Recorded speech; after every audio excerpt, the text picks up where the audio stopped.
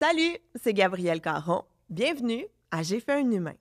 Aujourd'hui, on a un épisode un peu différent parce que je reçois, oui, une maman, mais une maman kinésiologue, toujours bien de la misère à dire ce mot-là, qui va nous parler en fait de, bouger enceinte, bouger après une grossesse, puis bouger pendant qu'on accouche. Bon, peut-être pas bouger pendant qu'on accouche, mais bref, on va parler de bouger en général. Donc, je suis aujourd'hui avec Fanny. Allô, Fanny? Allô Gabrielle, ça va? Ça va, merci. Là, on parlait, là, avant d'enregistrer l'épisode, on va juste mettre la table sur qui es-tu. Tu es une maman Oui. d'une petite fille de 4 ans, Ouais, maman une fois. une fois, Ouais. et tu es aussi formée en kinésiologie. Mhm. Peux-tu m'expliquer c'est quoi la kinésiologie? Ouais, tu le dis bien maintenant, tu t'es bien pratiqué. Je me suis vraiment beaucoup pratiquée, Ouais. là. C'était pas gagné d'avance. La kinésiologie, c'est la science de l'activité physique, la science du mouvement, mais j'aime dire la science de l'activité physique parce que je pense que les gens comprennent plus que la science du mouvement. Un mouvement, ça fait Euh, très cirque, ça fait très Ouais, danse. mais oui, c'est vrai. Mais tu sais, le mouvement du corps humain, on est les spécialistes du mouvement du corps humain. Et c'est un bac à l'université, là, un bac de 3 ans. Un bac dans lequel on apprend toute l'anatomie du corps, la physiologie aussi, physiologie d'exercice. Et les kinésiologues, c'est des spécialistes de l'activité physique, mais on spécialise ça peut être avec toutes les populations, fait avec les jeunes, avec les athlètes, comme on en parlait aussi avant, avec les personnes âgées en perte d'autonomie. Tu sais, ça peut être super intéressant pour ces personnes-là d'avoir un plan adapté pour les faire bouger de manière adaptée avec leur corps en vieillissement. Tu sais. Ouais. Puis il y a les kinésiologues en périnatalité, comme moi. Je me suis spécialisée là-dedans au fil du temps. Et je me spécialise avec les femmes enceintes et les nouvelles mamans. OK. Ouais. Et moi, je veux juste dire que j'en ai déjà fait de la kinésiologie. Quand j'étais à Ah ouais? l'université, oui, j'ai eu un cours. Là, j'ai pas un bac, je suis pas formée tant que ça. Là. Si vous êtes Ouais. un athlète olympique, appelez-moi pas pour être dans votre équipe. Mais puis je me souviens que j'avais vraiment aimé ça, justement, d'apprendre un peu comment bouger, comment se tenir. Puis évidemment, moi, j'étais en enseignement primaire, donc Ouais, c'était c'est pertinent. Ouais. adapté Ouais. avec les enfants plus jeunes. Mais mettons, comment... j'allais dire, comment on bouge quand on est enceinte? Premièrement, as-tu le droit de faire de l'exercice quand on est enceinte? Ouais, non seulement on a le droit, mais c'est très bénéfique de faire de l'activité physique quand on est enceinte pour la maman, mais aussi pour le bébé. Ah oui? Ouais, Qu'est-ce que ça ouais. fait? Fait que dans le fond, mettons qu'on commence pour la femme, là, d'abord, là, c'est bénéfique pour sa santé physique. Tu sais, comme ça, je pense que c'est la chose qui est la plus connue. C'est bénéfique pour prévenir l'apparition de maladies, genre le diabète de grossesse. Une femme qui est active a moins de chances de faire du diabète de grossesse, de l'hypertension. Puis elle va avoir aussi plein de bénéfices sur le côté comme santé mentale. Fait que diminution des risques de troubles de santé mentale comme genre dépression prénatale ou postnatale. Hey, on peut faire des dépressions prénatales. Oui, ouais, ça existe, des dépressions prénatales, des femmes qui sont en dépression avant d'accoucher à cause de tous les changements au niveau des hormones pendant la grossesse. Hey, je savais même Oui, pas. c'est moins, on en parle moins. Je sais pas, je pense que c'est moins fréquent, mais je veux pas m'avancer. Mais par exemple, je sais que côté dépression postnatale, c'est environ 20 des nouvelles mamans qui font une dépression postnatale. Oui. C'est énorme. Fait que je pense que c'est pour ça qu'on en entend plus parler là, que Mhm. la dépression prénatale. Mais ouais, l'activité physique, ça a un gros impact positif sur la santé mentale, non seulement durant la grossesse, mais après aussi. Parce que, tu sais, on devient maman, on a notre nouveau rôle de maman, puis tu l'as vécu, là, tu sais, du jour au lendemain, il y a beaucoup d'attention sur nous, mais là, du jour au lendemain, l'attention est mise beaucoup, beaucoup sur le bébé, puis il y a des femmes qui le vivent mieux que d'autres.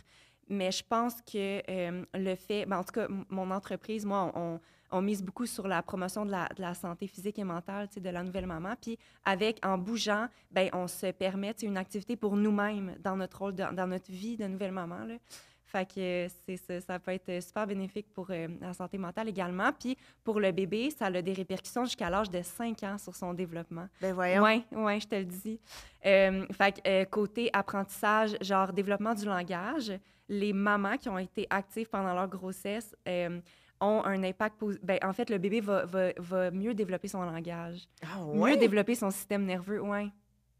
C'est comme incroyable Mhm. comme Je information. Je sais, savais ouais. donc ben pas Ben, ça. c'est une des choses que j'ai appris dans le bac qui m'avait vraiment marqué, comme sur l'entraînement durant la grossesse, parce que, tu sais, on s'en doute qu'il y a des bénéfices pour la femme enceinte, mais comme qu'il y ait des répercussions positives sur le bébé, c'est extraordinaire aussi. Puis même chose sur les chances que le bébé ait des maladies cardiovasculaires ou du diabète ou tout ça, c'est vraiment diminué aussi. Ah ouais. Ouais. Mais moi, je me souviens, là, on en a parlé un peu avant d'enregistrer. On a beaucoup trop parlé avant d'enregistrer, mais moi, j'ai été super active Ouais. pendant mes grossesses. Moi, je faisais de l'elliptique, OK? Ouais.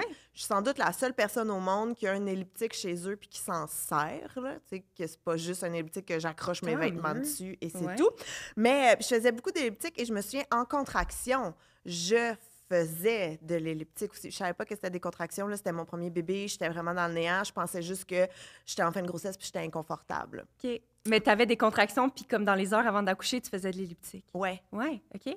ouais. Ouais. Mais je me demandais, mettons, quand t'accouches, Mhm. est-ce que le fait d'avoir été en forme, ça va t'aider? C'est une super bonne préparation à l'accouchement. Mais tu sais, il y a plein de bénéfices à bouger. Entre autres, peut-être que tu as eu peut-être un peu moins mal au corps dans ta grossesse parce que tu as été active. Le fait de bouger, ça va vraiment prévenir les douleurs au dos et les douleurs aux hanches, là, surtout qui sont présentes chez les femmes enceintes. Puis pour l'accouchement, pour répondre à ta question, ça va diminuer les risques d'intervention. Fait que les femmes qui sont actives dans leur grossesse vont avoir moins de chances d'avoir une intervention genre une césarienne ou besoin d'utiliser des forceps pour sortir bébé, là. Mais un point très cool aussi d'être active pendant la grossesse, c'est que dans la période postnatale, les femmes vont récupérer plus rapidement. Ah ouais? Ouais. Ça, je le vois beaucoup. Tu sais, ça peut arriver à n'importe qui d'avoir une césarienne. Le bébé peut être mal engagé dans le bassin. Mais si tu as une césarienne puis tu as été active pendant ta grossesse, tu vas récupérer plus rapidement. Parce que ton corps est en forme, ton corps tu sais, a bougé. Fait que c'est un corps qui va guérir plus facilement. Puis après, mettons, moi, je me souviens encore une fois, j'avais beaucoup de frustration. OK, quand j'ai eu mon bébé, puis que là, bon, évidemment, tu es 100% occupée par ton enfant, Ouais. par comprendre ton nouveau rôle de mère aussi. Puis moi, je me souviens d'avoir vécu de la frustration de je veux du temps pour moi. Puis le temps pour moi, c'était mes moments d'entraînement. Puis au Mhm. départ, on s'entend, je faisais des 10 minutes, des 10 minutes vraiment longtemps, que ce soit de la marche ou de l'elliptique et tout. Mais comment, justement, on peut reprendre l'entraînement en ayant un poupon à la maison? Oui, je comprends tellement ta frustration, là. Moi aussi, c'est quelque chose qui m'a extrêmement frustrée parce que j'étais une fille active aussi dans la vie. J'étais habituée de prendre comme 1 heure pour aller m'entraîner. Puis là, du jour au lendemain, tu te retrouves avec un bébé que tu t'entraînes. Tu sais, t'es tout le temps avec cette petite tête-là, puis t'as plus de temps. Fait que c'est sûr que de fractionner comme les séances d'exercice pendant les journées, moi, je pense que ça l'aide beaucoup parce que souvent, il y a des femmes qui ont en tête de garder un 30 minutes, un 45 minutes d'entraînement, mais il faut savoir que si tu fractionnes ton 30 minutes en 10-10-10, c'est aussi bénéfique. Fait qu'on a le droit, là. Ouais, on a le droit, ouais. Fait que, tu sais, c'est de le voir comme ça, puis de réajuster ses attentes par rapport à avant aussi, tu sais. On peut pas avoir les mêmes attentes qu'on avait avant par rapport à qu'est-ce qu'on va mettre sur notre entraînement, mais tu sais, je pense que de fractionner, c'est une bonne façon aussi de le faire. Puis, c'est ça, tu sais, de le faire aussi, d'être capable de le faire à la maison. Fait que, tu sais, ça prend vraiment un minimum d'équipement là, pour pouvoir bouger de la maison. Comme, tu sais, toi, tu t'es procuré un elliptique, mais ça dure longtemps. Mais il y a plein de choses qu'on peut faire aussi sans équipement. Fait que, tu sais, C'est vrai. Puis en plus, je le recommande pas full, là, l'elliptique, un coup que tu as des enfants, parce que là, moi, mes enfants, ils embarquent dessus, ils se pendent après, il est tout pété.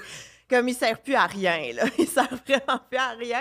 Mais j'ai envie de revenir, on va revenir, oui, à l'entraînement post-bébé. Mais mettons, quand tu es enceinte, ouais. qu'est-ce qu'on. Genre, cette question-là sortira pas. Quand on est enceinte, Ouais. c'est quoi les entraînements qu'on peut faire? Mettons, Mhm. qu'est-ce qui est le plus fréquent? Qu'est-ce qui est le plus sécuritaire aussi? Oui, ouais, ben parlons de sécurité parce qu'il y a beaucoup de choses qu'on peut ajuster comme dans nos entraînements pour, bon, toutes sortes de variables à l'entraînement. Mais mettons, côté sécurité, qu'est-ce qui est important de savoir, c'est que il faut éliminer les sports qui ont des risques d'impact importants. Fait que comme les sports... Fait qu'on tu joue sais, pas là, au tu penses à COSOM quoi? contact. Mais OK, COSOM Ouais, OK. contact. Fait que tu ça, sais. non, ça serait pas une bonne idée. Football. Football, non. Mais genre même, mettons, ski alpin. Tu sais, tu vas en ski Ah. alpin, tu as quand même une risque d'avoir une collision avec quelqu'un, de faire une chute. Puis c'est vraiment comme... Parce que ces sports-là sont déconseillés parce que ce sont les sports qui peuvent provoquer une fausse couche, finalement, un décollement placentaire. Puis ce que je vois souvent, c'est que les femmes, dans leur premier trimestre, arrêtent de bouger parce qu'elles ont tellement peur de la fausse couche. Mais ce qu'il faut savoir, c'est qu'il y a tellement de sports qui sont adaptés puis bénéfiques durant le premier trimestre qu'on peut continuer à faire. Tu sais, en fait, c'est plus rare les sports qui sont pas adaptés que les sports qui sont adaptés. Ah Fait que, ouais? tu sais, souvent, les femmes n'osent pas continuer à courir. Mais la course, c'est pas dangereux. C'est pour vrai, la à moins que grossesse. tu regardes vraiment pas où tu vas, là.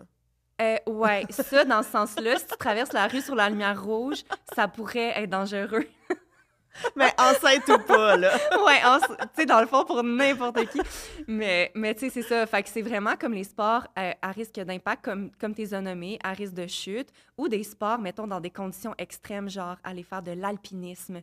Ben, tu sais, Non, mais je veux dire, tous les on sports qu'on s'adresse à nomme... tout le monde ici. Mais c'est ça, mais tous Mais- les sports qu'on nomme, je suis genre jamais. Enceinte pas enceinte, je ferais jamais Ouais. de l'alpinisme. Mais c'est un choix personnel. Ouais, c'est ça. Mais tu sais, comme aller en altitude, en profondeur, il y a moins d'oxygène qui est disponible. Fait que ça aussi, c'est comme, ça pourrait être néfaste pour la femme et son bébé. Puis sinon, il y a comme faire des sports aussi dans les températures très chaudes. Ça, c'est déconseillé Fait que aussi. le yoga chaud, Yoga mettons. chaud, c'est à proscrire dans la grossesse.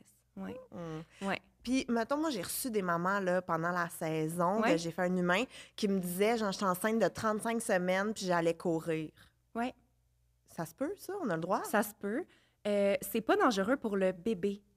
En fait, c'est ça qu'il faut savoir, c'est que là, on a parlé vraiment de qu'est-ce qui est sécuritaire pour éviter de faire une fausse couche. OK? Il y en a pas beaucoup des sports, on en a parlé. Là, la course à pied, c'est que moi, je le conseille pour les femmes qui font déjà de la course. Parce que les femmes qui font déjà de la course ont les articulations, le corps adapté déjà à la course à pied. C'est pas dangereux pour la fausse couche. Par contre, qu'est-ce qu'il faut prendre en considération, c'est surtout au niveau des structures, mettons, du plancher pelvien de la future maman. Okay? Parce que le plancher pelvien, mettons, les muscles qui sont à la base de ton tronc, là, ils ont vraiment beaucoup, sont très sollicités pendant la grossesse. Ils sont affaiblis parce qu'ils ont du poids constamment versus d'habitude, ils en ont presque pas, tu sais. Fait que là, tu prends une femme enceinte qui a beaucoup de poids sur son plancher pelvien puis qui va courir. Ça fait en sorte que le plancher pelvien, il est vraiment très sollicité. À ce moment-là, c'est possible de courir pendant la grossesse jusqu'à 35 semaines, mais il faut vraiment être alerte au niveau de l'écoute de ces symptômes. Parce que si on n'a pas de symptômes puis que notre plancher pelvien s'est habitué en cours de route, ça se pourrait qu'on puisse courir jusqu'à la fin. Mais il y a beaucoup de femmes, dont, mettons, moi, si je parle de mon expérience, je suis une coureuse, ça que je peux en parler. J'ai fait de la course à pied jusqu'à 19 semaines parce que je me rappelle exactement de la fois où est-ce que j'étais à 19 semaines, je suis sortie courir comme d'habitude. Puis là, mon plancher pelvien, j'ai senti vraiment une lourdeur, comme une sensation pas agréable. Je sentais que c'était lourd, comme au niveau du bas de mon ventre, je me sentais pas bien. À ce moment-là, moi, j'ai pris la décision, j'étais un peu plus informée, mettons, là, mais j'ai pris la décision de remplacer mon activité par un autre entraînement cardio. On fait ça, puis tu sais, c'est la même chose si, mettons, tu commences à avoir des fuites urinaires ou des douleurs qui sont pas habituelles. C'est une bonne idée de remplacer parce que de continuer à faire notre activité malgré ces symptômes-là, ça peut provoquer vraiment des problématiques à long terme, comme des descentes d'organes. Tu sais, comme on a la vessie, l'utérus, ben, ça peut provoquer une descente pendant la grossesse, mais aussi à long terme, là, après 10 ans, 15 ans, mettons. Là. Ça peut... Oui. Puis c'est la même chose, mettons, pour les fuites urinaires. Mettons que tu dis « Ah, je cours puis j'ai un peu de fuite. » C'est pas grave, tu sais, je veux continuer à courir. Mais ça peut vraiment provoquer des symptômes à long terme. Fait que dans la présence de ces symptômes-là, on remplace par une activité qui va être plus adaptée. Fait que, mettons, c'est là que, mettons, si toi, tu étais une coureuse, tu dis « Là, je vais commencer à aller sur mon elliptique parce qu'il n'y a pas d'impact puis ça va être plus adapté. » Mais j'étais pas une coureuse, je veux Non. juste le dire. Vraiment Ouais, pas une c'est coureuse. ça. Mais mettons, ça serait quoi ton top 3 d'exercices à faire Mon enceinte? Dieu! Bonne question, hein? C'est une full bonne question. Moi, je dirais que l'activité numéro 1, ça va être plate, ma réponse, mais c'est la marche. Parce que je trouve que c'est... Puis mon entreprise s'appelle Marcher Saut. Puis une des raisons pour ça, c'est que je trouve que la marche pour la partie grossesse, activité physique pendant la grossesse, puis saut, ben ça signifie comme le saut vers la maternité, puis la reprise de l'entraînement postnatal, OK? Puis c'est aussi beau. mon nom de famille. Fait que, tu sais, un gros mix comme ça. C'est comme ça que j'ai nommé mon entreprise. Pourquoi je disais ça? Ah oui, Pour tu me la demandais marche. les activités physiques. Fait que je trouve que la marche, c'est une activité qui est vraiment adaptée à beaucoup de femmes. C'est accessible. Puis, tu sais, tu le sais, quand on est enceinte, notre fréquence cardiaque augmente là, naturellement. Fait que juste de prendre une marche rapide, ça peut être une bonne activité cardio. Tu sais, fait que juste, mettons, si c'est pas assez pour toi, ben tu vas marcher un peu en inclinaison, tu sais, comme en randonnée, ça peut être une belle activité. Puis ça se fait jusqu'à la toute fin. Tu peux marcher le jour de ton accouchement, si tu veux. Fait que moi, je dirais top 1, la marche.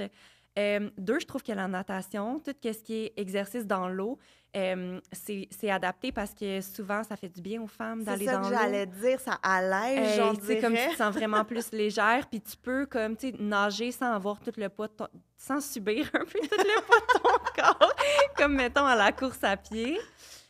Oh mon Dieu, c'est tellement dur de choisir un troisième exercice, mais j'irai avec la musculation. On a le droit. Encore une fois, je suis genre... Ouais. Ça, dans ma tête, là, quand tu lèves, ça force, puis là, tu forces, puis là, ton bébé sort. Moi, là, évidemment, je suis pas kinésiologue. On parle de musculation pendant la grossesse, OK? Parce que, mettons, c'est super important parce que ton corps, il est en extrême changement, OK? Mettons, toi, là, toute ta vie, là, t'as grandi puis t'es habitué de faire tes activités avec le corps que t'as. Mais là, du jour au lendemain, t'as une méga charge en avant de toi, puis là, ton centre de gravité, il est déplacé. Puis n'importe quelle activité que tu fais, tu le fais pas de la même manière parce que ta posture est différente, est changée. Puis là, en plus de ça, tu as les hormones de la grossesse qui embarquent. Puis les hormones de la grossesse, c'est extraordinaire parce que ça permet à la femme d'accoucher, là. Puis une de ces hormones-là s'appelle la relaxine. Puis la relaxine, sais-tu qu'est-ce que ça fait dans ton corps? Ben oui, parce que j'ai reçu une maman qui m'en a parlé cool. de la relaxine, mais elle, ça allait pas pantoute, là, comme elle était trop relaxe. C'est ça. Okay. Donc, elle avait full mal tout le temps, genre le bassin qui tenait plus. Là. D'où l'importance de la musculation. OK? C'est ça que je veux parler. OK? La relaxine, qu'est-ce que ça fait? C'est que, mettons, toutes les articulations de ton corps, généralement, là, sont très solides, OK? Mais pendant la grossesse, la relaxine, ça va faire en sorte que les articulations vont devenir mobiles pour que la hanche puisse s'ouvrir lors de l'accouchement, OK? C'est fantastique, mais l'affaire que ça fait, la relaxine aussi, c'est que ça met plus de mouvement dans toutes tes articulations et c'est pour ça que les femmes enceintes ont souvent mal au dos et mal aux hanches. C'est à cause du mouvement inhabituel de l'articulation de la hanche, OK? Puis, ce qui est le fun avec la musculation adaptée à la grossesse, c'est qu'on vient renforcer toutes les structures musculaires qui entourent la hanche, surtout. Fait que plancher pelvien, abdominaux profonds, fessiers, les muscles qui entourent la hanche, puis on vient stabiliser l'articulation. Comme ça, l'articulation est capable de s'ouvrir pour l'accouchement, mais on n'a pas mal. Bien, c'est noté, ça. Okay. Marche, natation, muscu. Puis, tu sais, il y en a vraiment beaucoup d'autres, là. Mais comme mes tops, ouais, ça serait ça, je dirais. Ouais. Excellent. Ouais. Et là, on a parlé beaucoup de pendant la grossesse, avant l'accouchement. Mais un coup que ton bébé il est là, premièrement, c'est quand le moment où on peut recommencer à s'entraîner? Oui, ça, c'est la question que je reçois le plus souvent dans ma vie de tous les jours. Comme ça, puis est-ce qu'on peut faire des abdominaux pendant la grossesse? C'est mes deux questions les plus fréquentes. Mais on va en parler après. Tu veux en parler tout de suite? Ben non, mais j'étais genre, on a-tu le droit? Enfin, on dirait, moi, Qu'est-ce que tu ferais, toi? Ben, moi, peu importe ma situation de vie, j'en ferais pas, là. Mais mettons, c'est que t'as pas le goût. Qui a le goût de faire des abs pendant que t'es enceinte, tu sais? Moi, je pense juste à des sit-ups, Ouais, là. ben c'est ça. C'est pas le renforcement abdominal qu'il faut faire, les redressements assis. C'est quoi d'abord? Oui, c'est ça. C'est ça qu'il faut parler. C'est que les redressements assis pendant la grossesse, dès que le ventre est apparent, on les élimine, dans le fond, de notre routine d'entraînement, mais on les élimine de notre quotidien aussi. Fait que c'est quand, dans ton quotidien, mettons que tu te relèves, tu fais un redressement assis. Mais quand je sors du lit. Exactement. Fait que, puis tu te rappelles-tu, pendant la grossesse, t'avais-tu plus tendance à te rouler sur le côté, surtout à la fin? Parce que tes abdominaux sont plus tant fonctionnels, ceux qui te servent à te relever. Ben, on dirait que j'avais tendance à appeler mon chum pour qu'il vienne m'aider. C'est super utile soit aussi. par en avant ou par, tu sais, me pousser, me donner une petite swing pour que je sois capable de me lever. Mais j'ai des souvenirs aussi de, tu sais, que c'était pas élégant, là, de flipper dans mon lit jusque sur le bord puis de me repousser avec mes bras. C'est une bonne technique pour sortir. Oui, de se relever par le côté. Fait que se rouler sur le côté puis se pousser avec la main qui est comme en dessous, c'est la technique à faire pour se relever, OK? Parce que, dans le fond, est-ce que tu savais que les abdominaux, c'était 3 couches différentes? On a 3 couches d'abdominaux. Moi, je pensais que c'était en étage. Oui, c'est ça. Ben, tu sais, de quoi tu parles en étage, là, le six-pack? Ça, c'est les abdominaux superficiels, ceux qui sont sur le dessus. Puis c'est les abdominaux qu'on veut pas aller travailler puis renforcer pendant la grossesse parce qu'ils sont écartés à cause du bébé. OK? Fait que le fait d'aller les renforcer, ça va faire en sorte que ça va mettre une pression entre les muscles qui sont ouverts. Puis mettons, ça, c'est tes muscles, OK? Entre les deux, c'est une membrane qui est super fragile. Ça s'appelle la ligne blanche. Puis... On dirait un titre de film ou de la coke, là. C'est vraiment ça, long. La ligne blanche. Mais, OK, tu veux pas faire de redressement assis parce que sais, mettons, quand tu éternues ou quand tu fais un exercice tu soulèves une charge, tu comprends-tu qu'est-ce que je veux dire quand je dis que ça augmente la pression dans ton ventre? Tu sais, là, tu tousses, ça fait une pression. Mais le fait de faire un redressement assis, ça met une pression sur ton ventre, sur la petite membrane qui est fragile. Puis là, après ta grossesse, quand ça se referme, les muscles, ça fait en sorte que c'est comme étiré comme un élastique. OK. Fait ça, il faut pas ça. Non. Donc, qu'est-ce qu'on fait pour remplacer les On va travailler les redressements couches abdominales en dessous. Fait que les 2 autres couches, là, c'est ces muscles-là qu'on va aller travailler. Fait que si vous voulez googler, savoir c'est quel muscle, c'est le transverse de l'abdomen, OK? Dans mes programmes d'entraînement pour la grossesse, c'est vraiment le muscle abdominal qu'on va le plus travailler parce que c'est un muscle qui est important puis qui est vraiment comme qui solidifie le corps de la femme, mais le corps en général, là, mais le corps de la femme pendant la grossesse, justement pour qu'elle se sente plus stable puis qu'elle soit pas comme toute molle comme ton invitée, là, qu'est-ce qu'elle racontait. Je pensais à dire comme toi, j'en va chier. J'aurais jamais dit ça, mais c'est parce que tu parlais de ton invitée qui se sentait toute... qui avait mal puis qui se sentait comme qu'elle avait trop de relaxine. Là. Ouais. Bien, justement, le fait d'aller travailler la musculature profonde, ça va faire en sorte qu'on va quand même avoir une certaine stabilité puis un bon maintien. Mais comment on fait? Je sais pas si je pourrais l'expliquer ici parce que, tu sais, il faudrait que j'aille faire, mettons, une démonstration au sol, OK? Mais couche-toi sur la table. Oui, c'est ça, je pourrais aller me coucher sur la table. Mais, tu sais, par exemple, je pourrais expliquer un exercice. On se place dans la position sur le dos. Puis là, mettons qu'on a une jambe allongée puis une jambe fléchie, là. Fait que, tu sais, mettons qu'on a un pied en contact avec le sol, une autre jambe allongée. Bien, en soulevant une jambe vers le plafond puis en allant comme contracter les abdominaux, un peu comme si tu veux coller ton nombril au sol. Là. Ouais. On vient soulever la jambe et redescendre la jambe tranquillement. Ça va aller chercher notre transverse. Mais il y a beaucoup de vidéos de conditionnement physique là-dessus qui existent, là, justement, où ça me fait juste penser que j'en ai vu plein des exercices comme ça. Puis à chaque fois, je trouvais ça un peu plate, mais maintenant que tu parles des bienfaits, surtout quand tu es enceinte, je comprends. Mm-hmm. Puis ce qui est le fun aussi, c'est que c'est également la première couche d'abdominaux qu'on va travailler après l'accouchement aussi. Fait qu'on y va en étapes, comme on commence par les muscles profonds, puis graduellement, on va pouvoir recommencer les redressements aussi. Ouais. Donc, est-ce qu'on peut faire des abs pendant qu'on est enceinte? Oui, mais pas, pas comme d'habitude. Ouais, c'est ça. Et là, quand est-ce qu'on peut reprendre l'accouchement un coup qu'on a accouché? Oui, ça dépend vraiment beaucoup de plein d'affaires. C'est plate comme réponse, là, mais mettons, une femme qui a réussi à s'entraîner pendant toute sa grossesse, qui a eu un accouchement qui s'est bien déroulé, va pouvoir recommencer plus tôt qu'une femme qui a dû être alitée. Tu sais, il y en a des femmes qui n'ont juste pas la possibilité d'être actives, malheureusement. Mais les femmes qui ont été alitées ne vont pas pouvoir reprendre aussi rapidement. Même chose pour les femmes qui ont eu une césarienne. Souvent, la réadaptation post-césarienne, ça va être un peu plus long à cause que c'est une chirurgie qui est importante. On vient passer au travers des 3 couches abdominales. Là, tu sais, dans la chirurgie, c'est beaucoup. On vient couper la ligne blanche. Fait que, tu sais, tu comprends qu'il y a un décalque qui est déjà là. Mais, tu sais, à ce moment-là, c'est sûr que les femmes qui ont une césarienne ne pourront pas reprendre aussi rapidement qu'une femme qui a eu un accouchement avec pratiquement sans aucune déchirure au niveau du périnée. Fait que, moi, j'aime ça l'expliquer dans le sens où est-ce que c'est important d'y aller en 2 étapes quand on recommence à bouger dans la période postnatale.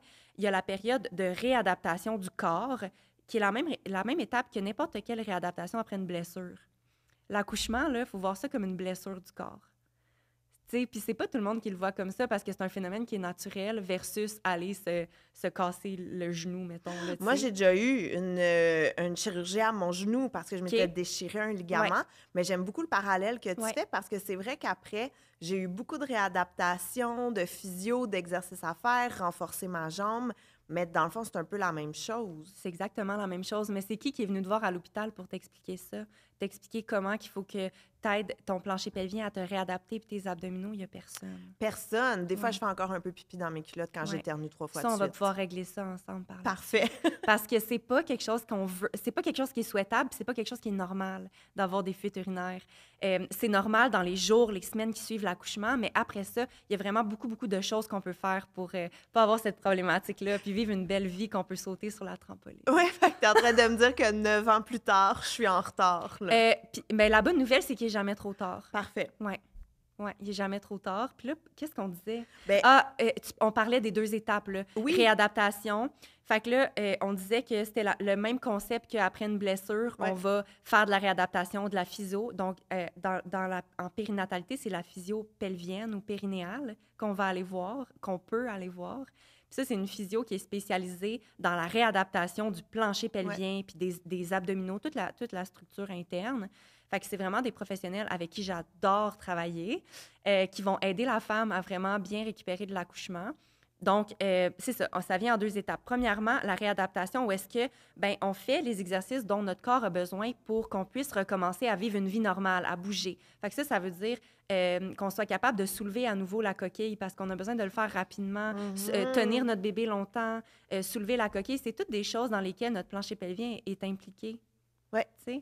Fait qu'il y a cette phase-là d'apprendre, de faire le renforcement, les exercices du plancher pelvien, des abdominaux profonds. C'est que ça, c'est la base, c'est le noyau, réadaptation. Puis ensuite, la phase numéro 2, mettons, c'est le retour à l'entraînement si on le souhaite. Fait que, mettons, qu'on prend dans ton cas, ben ça serait, OK, ben comment je retourne faire mon 1 heure d'elliptique, mettons. Là. Jamais 1 heure. Jamais de la vie. 1 demi-heure. Pas plus. Gros max.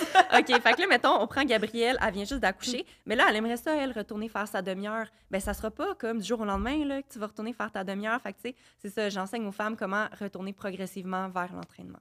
Bien, j'aime ça qu'on morcelle Ouais. aussi. Mais mettons, moi, j'avais l'elliptique chez nous. Ouais. Mais mettons, j'avais pas d'elliptique. Ouais. Qu'est-ce que je fais? Oui. Ah, puis là, je vais répondre aussi à ta question de quand. OK? Oui. Fait que la phase de réadaptation, dans un accouchement par voie vaginale qui s'est bien déroulé et tout ça, là, moi, dans les exercices que je démontre, qui sont vraiment des exercices là, de respiration pour commencer, on parle pas d'entraînement, là, OK? Mais ces exercices-là, on peut les commencer à la semaine 2. Oh! OK? Fait que juste d'aller contracter, relâcher ton plancher pelvien, des exercices doux, on peut recommencer à la semaine 2.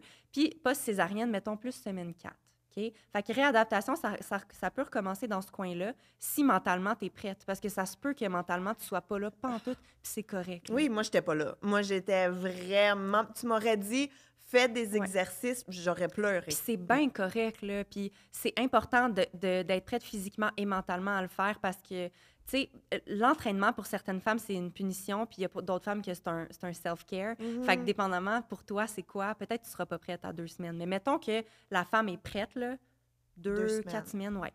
Puis là, après ça, mettons que tu fais quelques semaines de réadaptation. Moi, je trouve que 2 mois, c'est un bon, 8 semaines environ. Là, après ça, tu peux recommencer graduellement à faire un retour progressif à l'entraînement. Donc, mettons que tu n'as pas d'elliptique, un bon exercice, c'est la marche. Fait que tu recommences à marcher. Laisse-moi deviner, la marche, la natation, la musculation.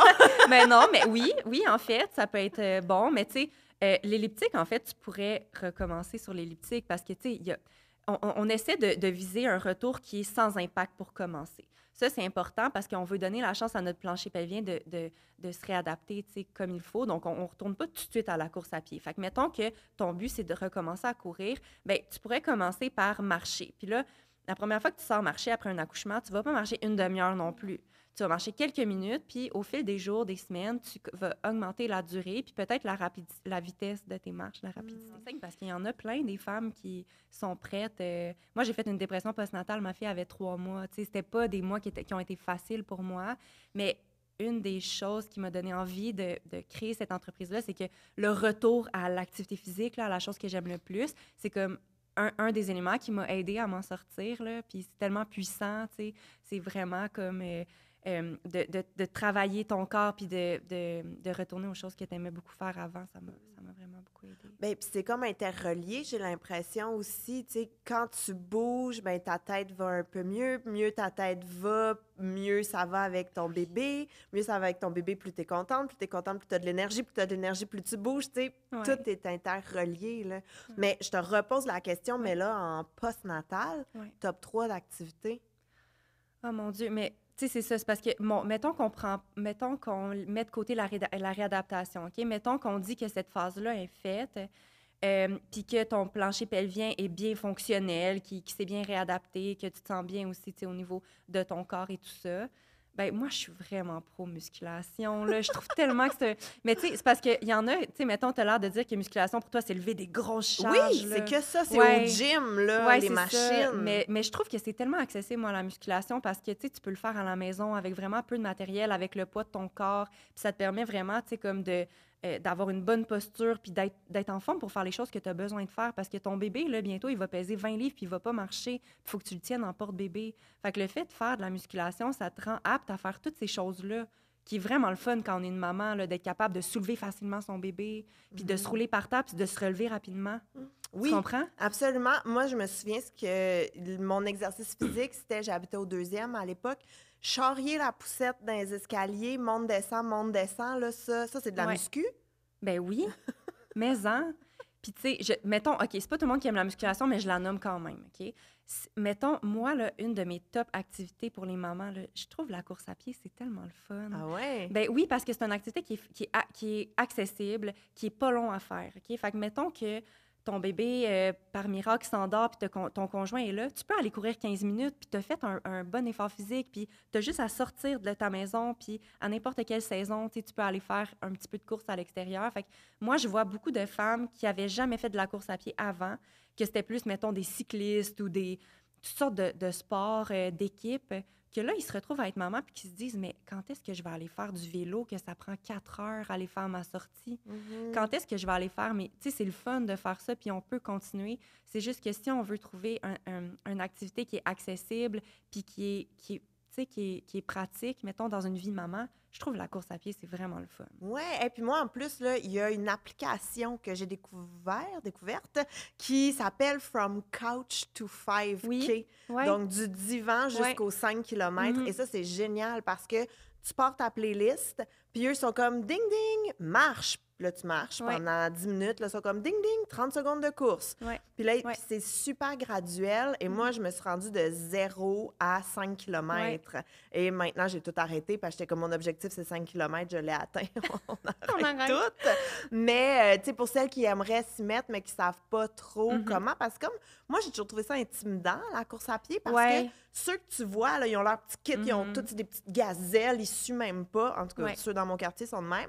Fait que moi, j'ai toujours trouvé ça intimidant, mais des fois, en ayant une application qui peut te guider, absolument. c'est fun. Puis ma soeur, elle est dans un club de course. Ça, Oui. c'est la coche de trop pour La moi. coche de trop. Mais s'il y en a qui sont motivés de courir avec Ouais. d'autres, c'est une bonne Mhm. alternative aussi. Oui. Bien, souvent, c'est parce que le mot course peut être intimidant, mais tu peux utiliser jogging à la place. On dirait que c'est moins intimidant. J'aime Puis ça. souvent, tu sais, on pense que faire de la course à pied, c'est comme sortir puis partir vite, là, puis aller faire notre meilleur temps. Mais tu sais, c'est juste de jogger dans le fond, là. Puis tu sais, ton exemple que tu as donné, là, de commencer à faire une marche puis d'introduire un petit peu de pas de course comme ça par des 30 secondes, c'est idéal pour commencer ça après un Je l'ai dit que j'ai accouchement. fait un cours en kinésiologie. Puis, ouais, c'est bon.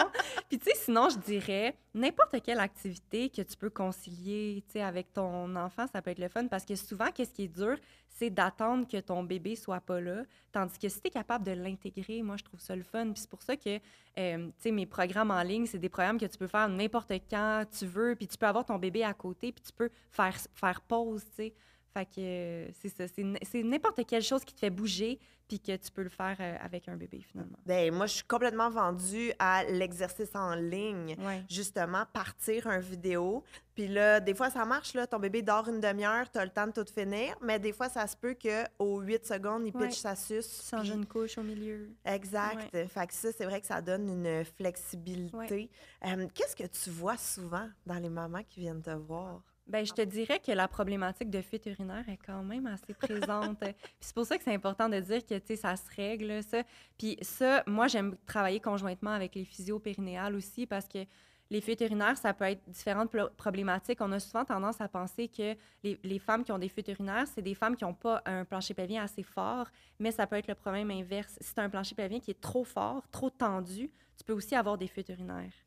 Fait que ça, c'est quelque chose, une problématique qui revient souvent, je te dirais, chez les mamans. Là.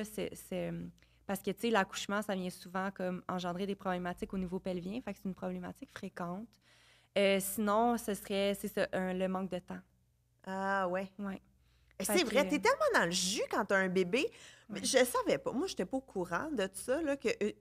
Puis je me souviens d'un étonnement de comment une si petite chose peut prendre tant de place. C'est fou, c'est frustrant des fois. C'est comme, tu dis, moi, j'ai-tu encore une place, tu sais, dans ma vie?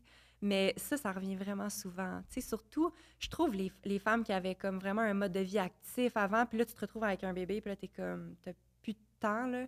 Fait que moi, je dis souvent que le mieux, c'est de réajuster tes attentes par rapport à bouger, là, tu sais. Parce que justement, là, la cycliste là, qui partait là, toute la fin de semaine, là, faire ses belles sorties, là, ben, elle peut le faire de temps en temps, mais il va falloir qu'elle se trouve autre chose, tu sais. Fait que c'est de trouver des activités que tu peux faire souvent, des activités qui prennent moins de temps, je trouve. OK. Ouais. Puis est-ce que puis peut-être que ma question n'a pas rapport, là, mais est-ce que tu t'occupes aussi des bébés? Non, ta question elle a rapport. Moi, personnellement, non. Mais il y a des kinésiologues puis des professionnels qui sont formés aussi avec le développement moteur des bébés.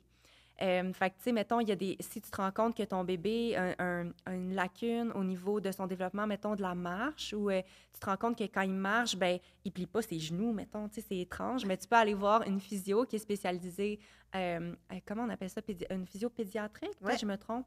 Puis, tu sais, la physio va vraiment aller faire, ben quelques manipulations. Peut-être qu'au niveau de la hanche, il y a quelque chose qui était mal placé ou sinon, en ostéo aussi, ça peut être bien. Ostéo qui sont spécialisés avec les bébés. Puis, kinésiologue, moi, personnellement, j'en connais pas, mais je sais que ça existe. Des kinésiologues spécialistes avec les enfants où est-ce qu'ils vont vraiment optimiser le développement moteur des enfants. Peut-être même que c'est ce cours-là que tu avais fait parce que, tu sais, ça serait pertinent, développement moteur, quand tu es enseignant là, chez les enfants. Mon Dieu, on dirait que je me souviens pas. Je me souviens juste qu'il fallait garder notre équilibre. Puis la prof, elle nous mettait sur n'importe quelle structure. Il fallait qu'on garde notre équilibre. Je me souviens de cet exercice-là où est-ce qu'on est toutes dans le gym à essayer de garder notre équilibre. Bien, je me fais souvent poser la question, si on a eu une césarienne, est-ce que, mettons, les exercices que tu proposes, est-ce que c'est adapté? Est-ce qu'il faut faire quelque chose de super différent? Ça revient souvent comme...